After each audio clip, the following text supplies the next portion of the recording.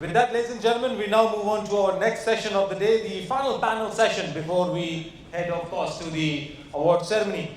Very interesting panel, and of course, a very critical subject line: Treasury transformation and transformation of the people, process, and technology.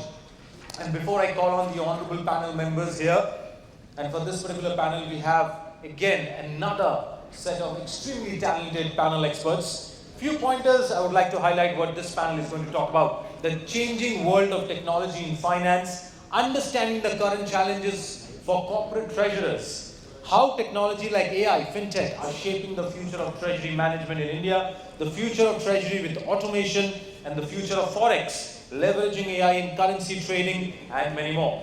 So ladies and gentlemen, without taking further time of yours, let me welcome this extremely talented panel of experts here. Joining us first in this panel, please help me welcome with a big round of applause from this full house of audience here, Mr. Parul Shah, investment consultant from HCC. A big round of applause to Parulji. Parulji, please welcome to the panel. Please stand down.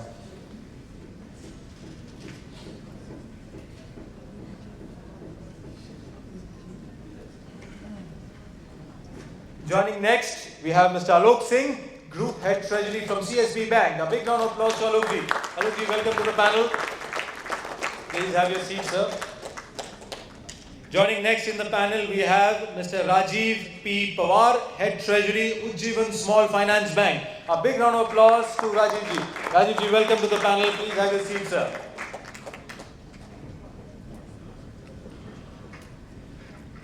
Joining next in the panel,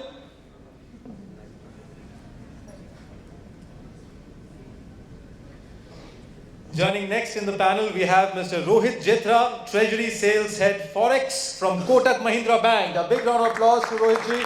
Welcome to the panel, sir. Please have your seat. Joining next in the panel, we have Mr. Amit, Baraskar, Vice President and Head of Treasury from Thomas Cook India. A big round of applause to Amitji. Welcome to the panel, sir. Please have your seats. Joining next in the panel, we have Mr. Rakesh, Ranjan, Vice President, Forex and Treasury, Viraj Profiles. A big round of applause to Rakeshji. Welcome to the panel, sir. Please have your seats. And now I would like to call on the honorable moderator for this panel, Mr. Nayon J. Baruah, Group Head, Corporate Finance and Treasury, Aishwarya Group. A big round of applause to Nayon. Nayon, welcome to the panel. And all over to you. Looking forward to a fantastic panel session. And congratulations and my best wishes for a great session. Good afternoon, everyone. Hope with a heavy lunch and one session after that, we are now awake to get to the last. I think. Thanks for the compliment, firstly. So I come from an industry which is the travel and foreign exchange industry, which is a little peculiar. The COVID impact was of a level. But I think the challenges would be common, and I think good part of the floor, if not all, the whole floor, would have faced these kind of challenges and these kind of impacts. I think now, after coming on this side, having gulped up that COVID as well as the impact, I think let's talk about technology impact now on manpower. It is, quite often said, kind of rightfully also, that technology will replace humans. The AI and the robots will replace humans. As we speak, we have in our companies here in India, and we're trying to take it to other countries as well. We have robots who make some good part of the payments. We have robots who do reconciliation. Of course, they don't look like a robo, but we have automated those via RPA.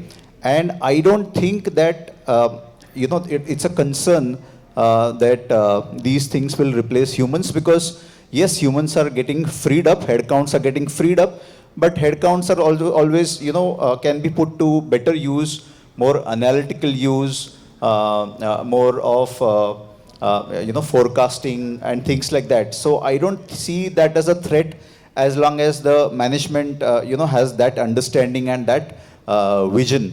So not a major challenge there I am seeing. Okay, great. Thanks. And now, if you look at from the corporate treasury perspective, what do you think are the challenges that we look at in the near future, maybe 2024, 25, or the short term and the long term, as far as people and processes are concerned? I mean, there's one thing, the moment you want to implement the technology, there will be certain hiccups, there will be certain challenges. What do you think are the key challenges that an organization needs to address from the people and the process perspective in the short term and the long term? Yeah, first the people. As I mentioned, we had a very deep impact of COVID in 2020 and 2021. The impact was, not just financial, but it was also on the manpower. For example, our team, which is my treasury team, except for 2 or 3 key people, the entire headcount is new. So my challenge is, one is the company, which is the flagship company, Thomas Cook. It by itself has a lot of complexities because there is a foreign exchange business, which has many streams. There are travel businesses, multiple streams. Getting educated, getting the whole staff educated while they are already on the floor, started working. That has been a challenge. Also, one more genuine challenge has been the timing differences, because I have people who are handling rupee, I have people who are handling the dollar euro pound. The timing doesn't match. The holidays don't match. Dollar holiday is different. Rupee holiday is different. So getting everyone together, which is most ideal, and then getting them to train has been a genuine challenge as far as the people is concerned. But yeah, we try to get people together as and when possible on a regular basis. Also, through whatever automation we are doing, we are reducing the need for some part of the training, some part, or just some part of it. As far as the processes are concerned, what have been the challenges? I think the biggest and the widest challenge has been the volatility.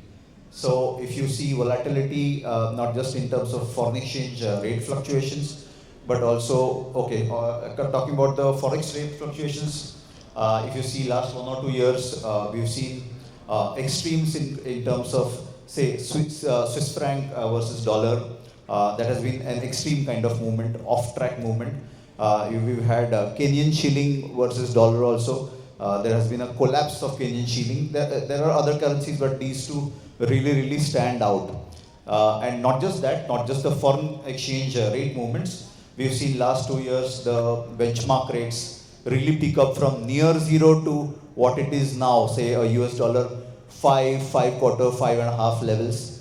The forward premiums also from say a 4.5% per annum, it collapsed to 1.5. Straight away became 1/3.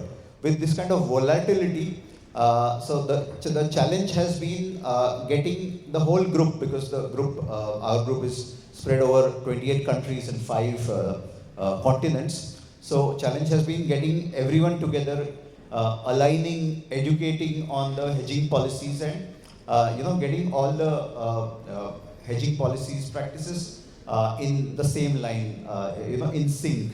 That has been one challenge. But yes, we did come out with some of the other solution on that to integrate. Any snippets in terms of the solutions that you want to give, that what you tried, or what one thing or a couple of things that you've done to? So that way, quite a few. So there have been somewhere, some areas like we have intercompany loans, we have day-to-day funding, fund requirements, all those things. We got in-house teams to handle the automation. Also, we are kind of a bank. The foreign exchange part is like a bank. So we are a member of SWIFT, just like banks are. There has been quite a bit of automation through SWIFT and other partners, on those lines. Great. Thank you, Amit, for your insight. If there's some more time, we'll delve well with this again. Now coming back to on the banking side, can I ask Alok a specific thing? The future of technology automation and how technology like AI are setting up basically the Forex in terms of overall Forex management. There was a couple of panel discussions on this, but still, Alok, if you can put in some insight on that. Particularly in terms of how manpower and AI can correlate or people in AI can correlate, coexist and operate in the current scenario.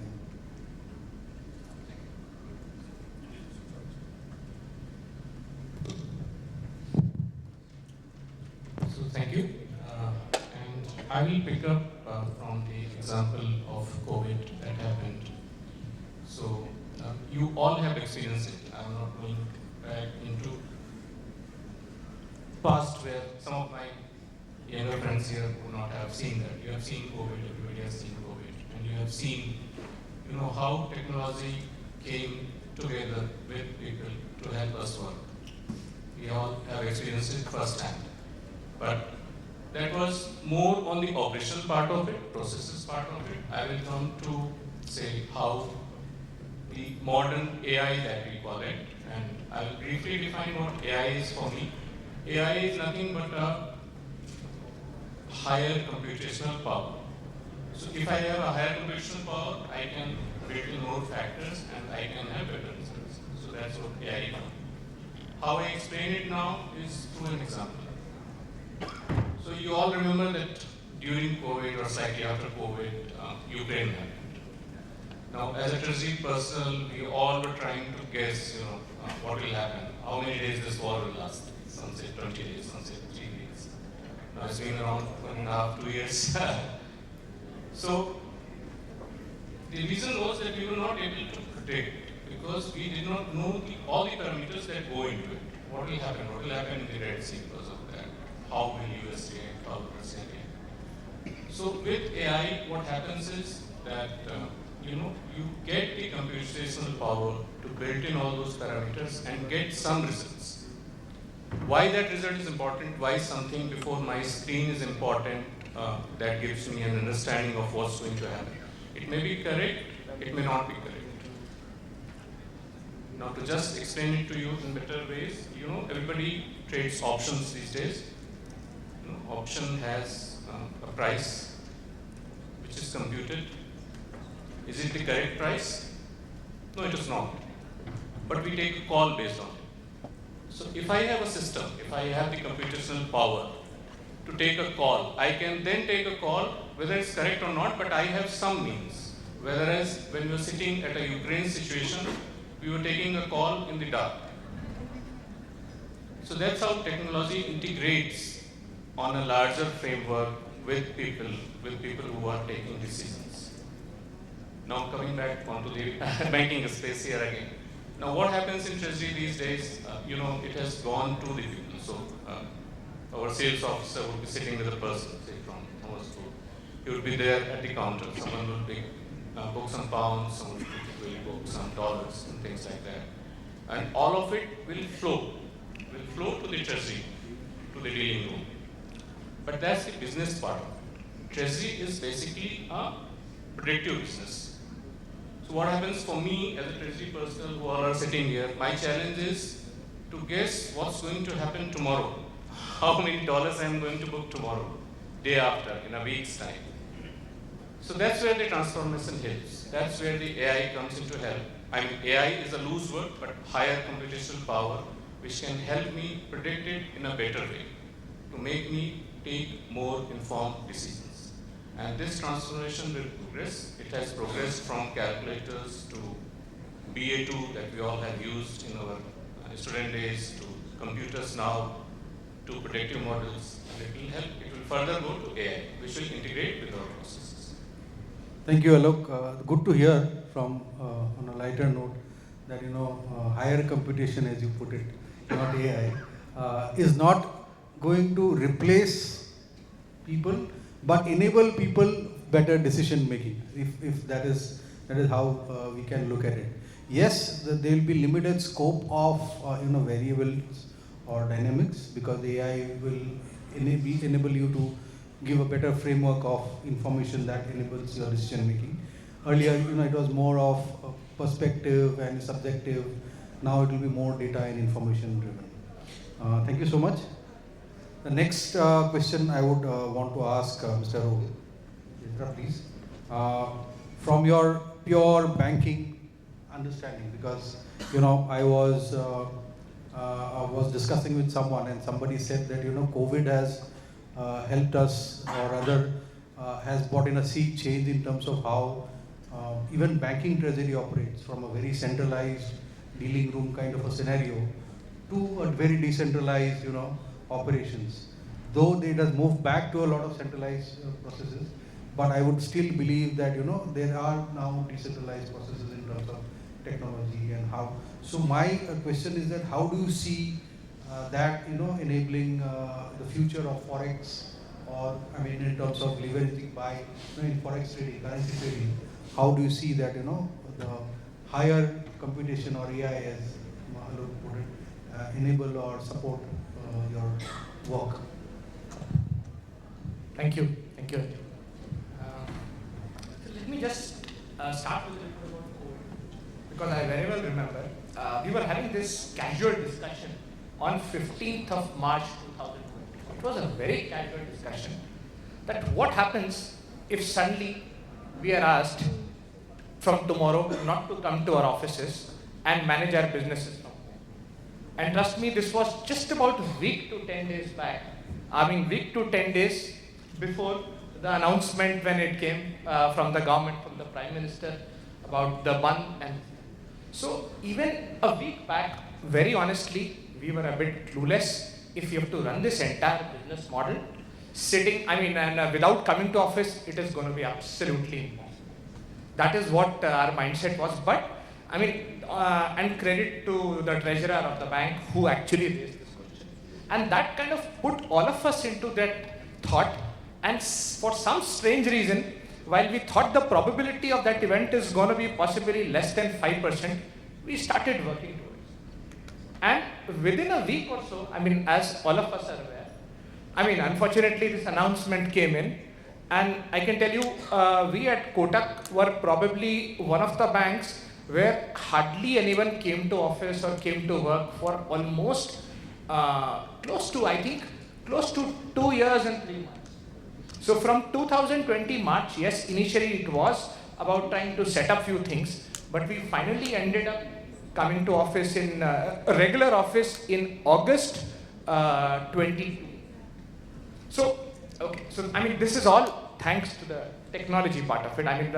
There is no AI here, to be honest. There was basic technology here, but which helped us, because all our transactions that we close have to be on recorded lines, the conversations have to be on recorded lines, everything has to be checked, double-checked with customers. But fortunately, we could manage the whole thing for all our dealers, who sat at home and who could do it. Now, answering your question in terms of on AI, how future is going to shape up. So, I'll look at it in two parts. One is on the currency trading, and second is on the large corporate business that we facilitate from the treasury side. To be honest, currency trading is a fairly small part of it for most banks today. Which is a prop currency trading is actually a small part.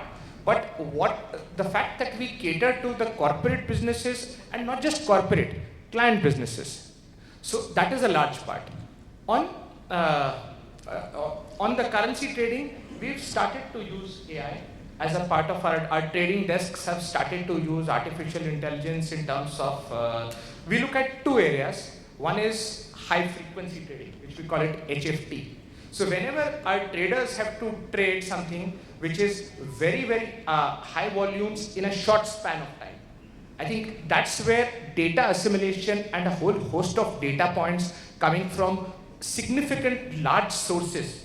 Now, whether this could be predictive analysis, it could be sentiment analysis, all this helps us when I say, the very fact that the data sources these days are not just information terminals, which is a Bloomberg, a Refinitiv, or 360T. The very fact the entire net, or let's say social media, whether it is Twitter, now X. So there is a whole host of data that needs to be assimilated. That gets comprehended. And so high frequency trading, number of data points are very large. And in terms of sentiment analysis, what's happening currently in the market space, or current events, it could be market, non-market related, that play a key role. So that kind of really helps us, and our traders have started using, they were earlier getting these buy-sell signals, which they used to manually execute. Now they have started to use AI, whereby these are getting, basically these signals are being used through AI and auto-executed. Having said that, at the same time, there is a very high need of manual monitoring and also improvising. Because honestly, this is a new subject, so people need to see how this is working. But that's something which has just started. Can I say on the corporate side? Yeah, very much. Any value addition is most welcome. Okay, I'll be honest, it's still in nascent stage. But so when it comes to, like I said, I'm using the word HFT, high frequency trading, it started to pay dividends. And when it comes to directional trading, if you are looking at trading from a direction perspective, I don't think so. Our traders are still comfortable. They still follow they want to follow more of a fundamental analysis approach.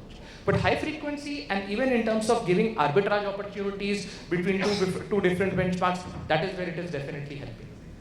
Now, on the client side of businesses, I think that is a very large business. That is very large. Again, I'll just give an example. About 1.5 decades back, we used to do about 200 FX transactions in a bank. This is probably 2008-9. Today, we do about 6,000 transactions. These are simple foreign exchange transactions. It could be for you and me if we are looking to buy a foreign currency, let's say for our own. Even that requires a position at the bank level. Or it could be even, let's say, a large corporate looking to effect a remittance or enable a hedge, whether it is through a forward or through an option. Now, out of the 6,000 transactions, 4,500 transactions, which is 75% of the transactions, are auto-priced, which we call it through the auto trader. Another 750 transactions, which is 250 transactions, are on an online platform, which is platform-based. So, only 750 transactions are there, which are priced by people sitting on the desk. So now, this is the impact of technology, which is only 15%. By 1.5 decade back, all the 200 transactions were priced by people sitting on the desk. Now, the other thing that we have done is we've got a bot. Now, some of the transactions that are getting auto-priced are being done by bots who are sitting. Now, these are typically slow, bots not sitting, bots who are enabled for it. So these are small value transactions, which are getting priced by bot. That's something we started 3.5 years back during the COVID period. The entire idea was you put the load of smaller transactions not on people but on machines. Now the next thing that we are developing is, which we are currently in the process, how to use artificial intelligence through the bots to price those transactions. Because right now, bot is something which is just a machine or basic mechanics. But if you put intelligence into the bot in terms of the trading pattern of the client in the past, the number of transactions that he has done, the number of transactions he's done on the buy side, on the sell side, the typical tenor of the transactions, the products that they've used, then you start using that AI, which is going to be helpful. So I think that's just work in progress. We'll probably we'll probably take some time to develop that. But again, that's going to be an important breakthrough for us. Great. From the people perspective, there are still 750 transactions which is done manually, so there are jobs there. On a lighter note. So the next point is your views on the general, generation of Treasury management system. Rakesh sir. Treasury management system features, integrations, financial outcomes. While Rakesh sir has been a very senior banker himself with Central Bank, right? With Vijaya Bank, and he had been a part of the Treasury as a Treasury head in Vijaya, and now with Viraj profiles. So your inputs are very valuable. Thank you, ma'am. Good afternoon, everybody here. treasury management solution is very much required for a corporate world. As Rajeev just said, in bank it's very common to use such type of solutions, but for corporate treasury it was a new thing, and we worked on it, and 4 or 5 years back there are not many players also in the market who could provide a satisfactory solution to the treasury management. But thankfully things started falling in place, and we got a treasury management solution. It really helped. We were dependent on Excel sheet just like any other corporate, and hardly any time left to do some value addition in the operations. And through treasury management solution, we have achieved what we could not even think of. And as of now, my manual work has gone to almost zero.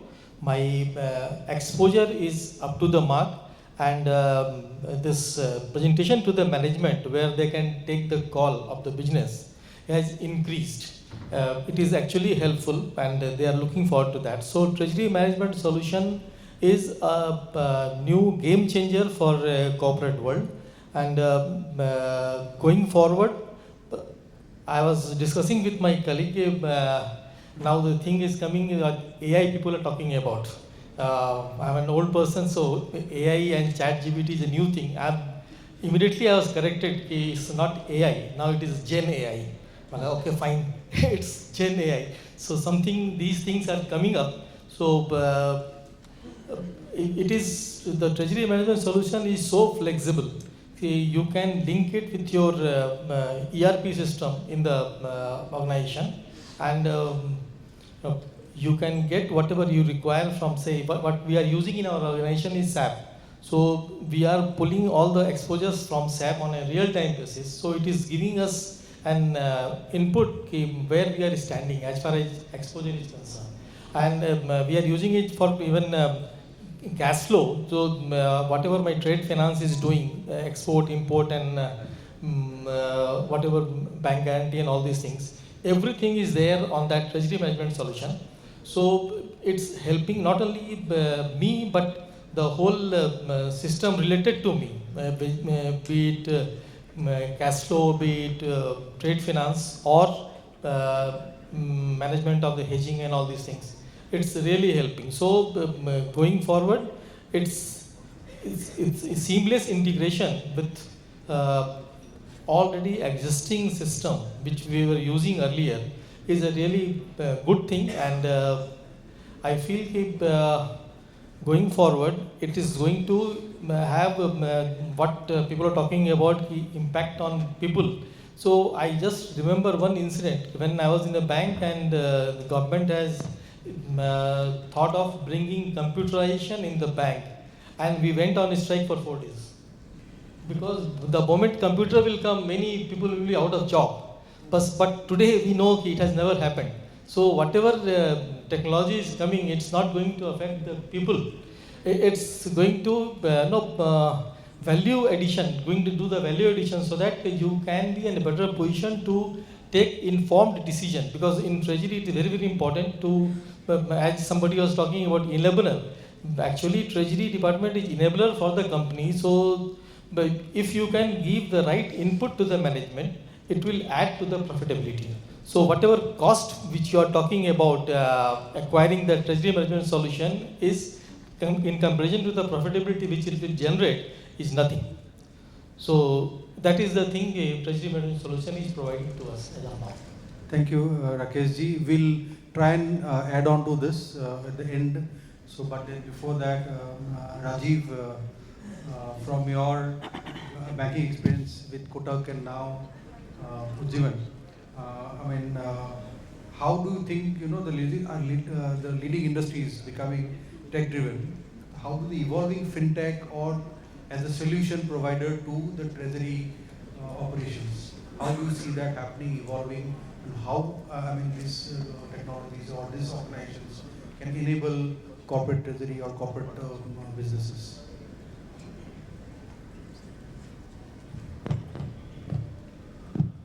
Sure, thank you so much. Basically, if you look at technology, be it banks or be it corporates, the impact has been similar across. Banks obviously take it on much faster because they are like an intermediary to the corporate world or to the retail world. But at every level, technology has only helped us, and it's evolving year to year. Earlier we had robotic processes, which were basically processes which repeated transactions. You know a particular process, you repeat it again and again and work well. Now what you have moved on to is our processes or technology which learns on its own. What you call AI, call it machine learning, whatever name you want to give it. What it basically does, it learns from the data it collects and manages to improve the process. So actually it's working like a human, but probably working it much faster. Just to give an example, if you're a large corporation with many branches, or you're a bank with a lot of branches, you need to manage, say, your cash flows. It could be your payables, it could be cash flows in a bank, it could be deposits that come in a bank, number of customers with what can. You do not know how much money you require in each particular branch, how much cash is required, how many loans are disbursed, how many walk-ins happen out there. But this data can be collected. It can be collected, analyzed region-wise, area-wise, customer-wise, even by season, to figure out when is business more. For a particular time, say like if you are in, say, northern India, in Punjab, when the harvest is more money flows into banks at that point of time. So you'll have more cash being deposited by those banks. So you don't require cash to disperse out to customers. You need to collect it and bring it in faster. There's a cost attached to that. So managing your cash flows as a treasurer, be it in a bank or a corporate, can give you a massive amount of help using this kind of learning. This data which you have will help you process it fast. So your basic ALM in a bank or in a corporation can help with it, can reduce your costs, the cash which you have in hand, the payments that you need to make, you can manage it much better. The second part obviously is on the trading side, which my colleagues have covered, where you have machine learning, you have big data management, and even more so you have what is called natural language processing happening. So that if you have models which are learning, not only do they look at what technical analysts have done for years, see, this is the particular price, it's broken up, so now let's buy Reliance, or let's go and sell this particular stock.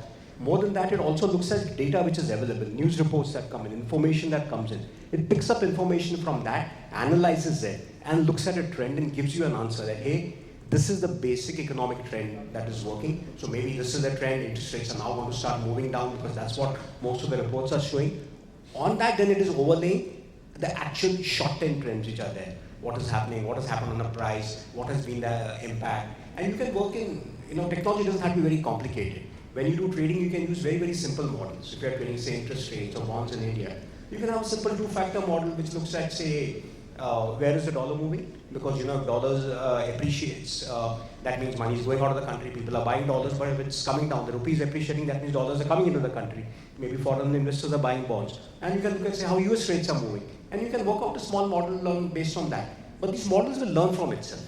Many of these models at a particular point in time will start failing also. So you need to keep on evolving, keep on changing them at any points of time. But this gives you help, and it can be very, very interesting. Your basic entertaining part of AI is what you see on ChatGPT, the memes which you make, the pictures which you make. But there's actually a huge amount of money to be made from that for a corporation. Save money and make money. So there are huge benefits which are available to all of us. Thank you, everyone. We are getting into the FEG, and so I would put it, summarize it rather this way. If you look at it in terms of corporate treasury, both at the banking side and the corporate treasury side, you have to understand that most of this panel that you see here have started work with typewriters and computers, manual work. So the fact is that a corporate treasury or a banking treasury has evolved from a manual to a today technology-driven business that has, processes and the businesses have sustained because there were first processes in place, irrespective of the person or the people. Once you put the processes in place for any organization, corporate, small, big, banking, and then you keep on evolving from there on, and then have the right kind of people in the process, and then enable these people work with technology. So I would see that this is I hope the panelists agree that at the end of the day, technology will enable if you have the process and the people at the right place. Once you have that in place, I think technology will enable the business rightly. For second thing is that certain part of the corporate treasury in the morning session we had discussed is that corporate treasury is not just an enabler, but a participant in terms of the business growth.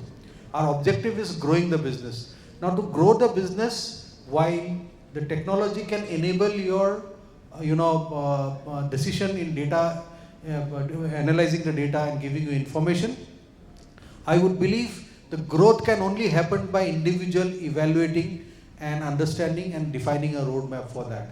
For that, the right people is very, very, very critical and important. Without those people, or people intervening at the right time, or people suggesting and approaching the management at the right time, the corporate treasury team not guiding or advising the management at the right time. I mean, even though it may not look like a treasury function today or typical treasury role today, but before it becomes a issue at the treasury end, if you can advise, you can manage those things at the corporate level, it is going to enable the business growth. So these are the key takeaways, I would believe. And I would just take another minute from the organizers. If there's any questions anybody has for a minute or so to the eminent panelists who would like to, we can take it. Can we have the mic there at the end?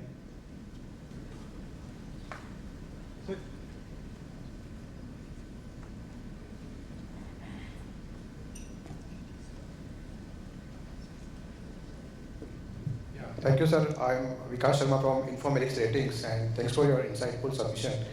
Sir, my question to all of you about the, during COVID, lots of businesses were at halt. I mean, there were lots of issues that businesses were facing. So, as a treasury manager, sir, how would you able to manage the situation when you had funds in your, when you had liquidity and you had funds? So as a treasury manager, how did you manage the funds, and how difficult it was to predict the future of the businesses for growth? I'm sorry, I didn't get your name. Vikas, if you had been part of the first panel, you could have learned about it. We had a great discussion on this. But still, if anybody wants to take it. I have an interesting observation on that, because the bank which I work with, Ujjivan, we work in the microfinance sector, which is literally the underbanked, unbanked people, the poorest of the poor. And the big worry we had during COVID was, how do you get your collections, get your money in? And believe me, at that point of time, and that's only grown since then, it is technology that helped us. Our collections today, about 40% of them come through Razorpay, through Airtel, and the people who are there, even in the remotest of villages, were willing to pay through that. You did not really need to go door to door to collect from these customers. So those monies actually came in, and in fact, most of the banks at that point of time ended up in a situation of surplus. It was managing our liquidity, which was a massive problem for us during COVID, finding options to invest. Just to add to what Rajeev said, just to give you a brief of what we discussed in the morning, is that, and please understand that corporate today, after multiple cycles of either you want to call it black swan or not, irrespective, we have seen 2008 and 9, and recently we have seen COVID. And let me put it honestly to you, most of the businesses also had a problem with the demonetization. That was also an event which impacted a lot of small businesses, mid-corporates. Okay, so even taking that into account, I would suggest that, at any given moment of time, the role of the treasury is to flag and ensure that retain some amount of FCF that you generate every month and park it aside. And irrespective of what the scenario is, what your promoters talk about, you should be the boss there and say that this is my money, I am not going to let it loose. Let it keep saving. Just to give you an example, I had shared this in the morning as well. There's a large corporate who had liabilities around the next 2 years, and they decided to bring it down or extend the maturities, the objective. The first thing they started doing was to reduce the liabilities rather than extending the liabilities. I'm talking about FY23. And what happened to us, the black swan event of Ukraine happened, the liquidity capital market crashed. So you have finished your liquidity, cash by bringing down your debt, and then when you are trying to roll over, there is no market for that. So, and you are stuck in the middle. So always when you are planning it, it is very important to extend your maturities too far. If your cash flows are good, you keep on extending. And at a certain point in time, because these days, just beyond this panel discussion, there are a lot of opportunities in equity as well. I think Parul talked about the opportunity is opening up in the capital market.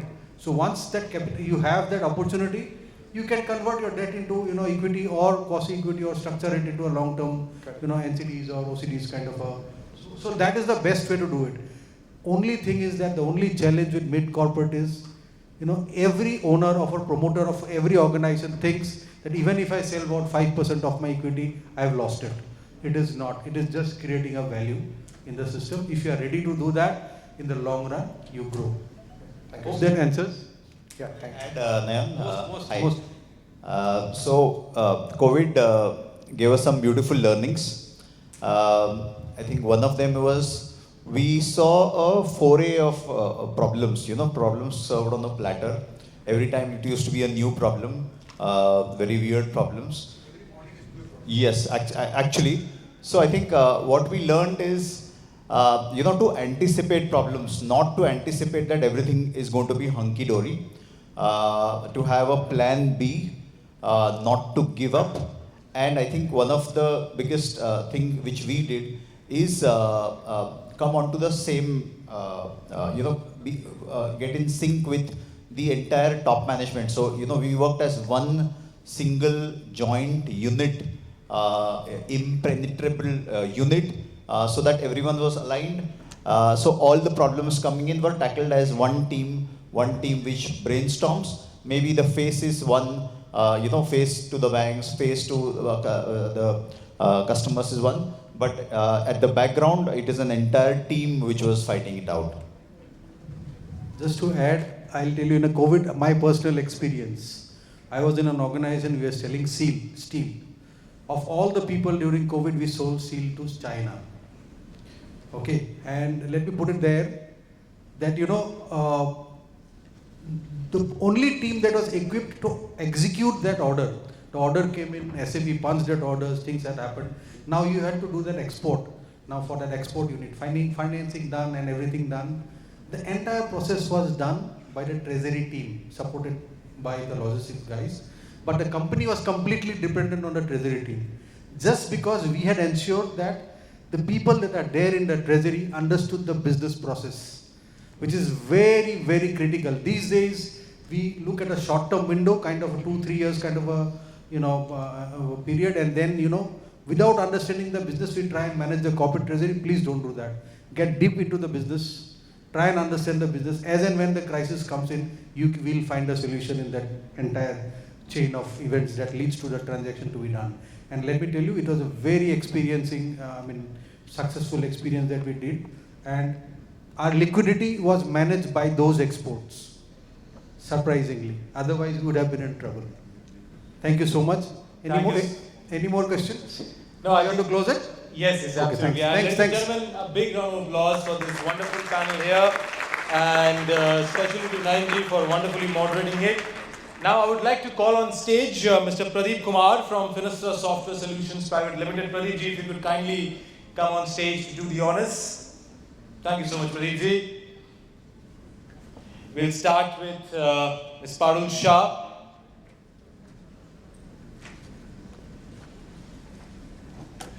A big round of applause to Parul ji for her wonderful contribution in the panel session.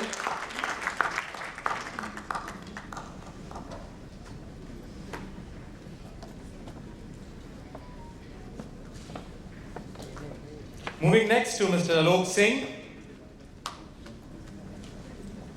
A big round of applause to Alok ji for his wonderful contribution in the panel.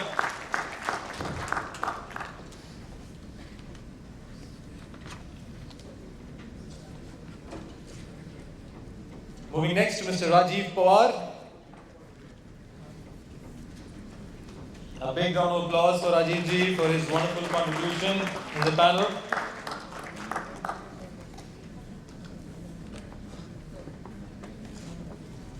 Moving next to Mr. Rohit Jethra. A big round of applause for Rohit ji for his wonderful contribution in the panel session.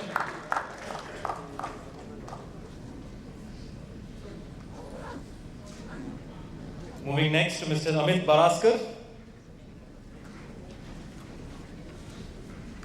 A big round of applause for Amit ji for his wonderful contribution in the panel. Moving next to Mr. Rakesh Ranjan.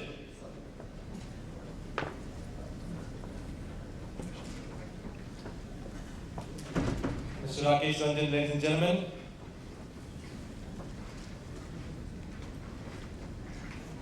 A big round of applause for Rakesh ji for his wonderful contribution in the panel.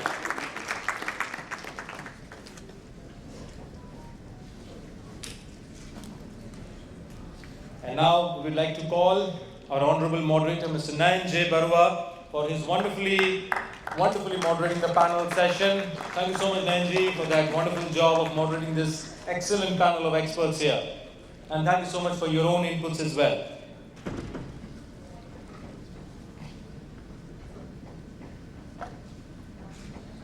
We request the honorable panelists to kindly step forward, and Pradeep ji, if you could also join them. And Nayon ji, if you could also join them for a all-panel group photograph. And ladies and gentlemen, can we have one more big round of applause for them? That's the final panel session of the day. Wrapping up with the final panel session.